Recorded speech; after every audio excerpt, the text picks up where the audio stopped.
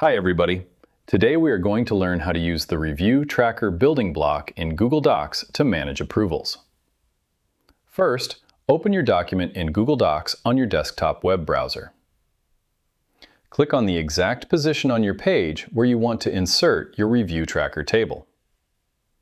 Type the @ symbol on your keyboard to open the Smart Insert drop-down menu. Scroll down to the Building Blocks section or type @Review Tracker into the search bar. Click directly on Review Tracker from the drop-down results list.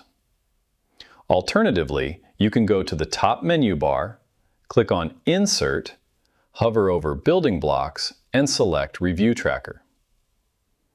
Google Docs will instantly insert a structured tracking table equipped with pre-formatted columns for Reviewer, Status, and Notes. Click inside the reviewer cells and type the @ symbol to mention specific team members using Contact Smart Chips.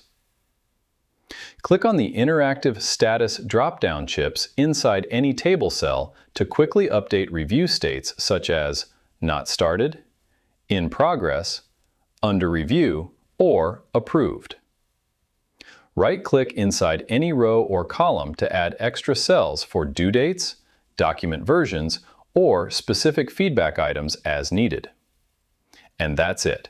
I hope it helps you on your current and future projects. Thank you for watching.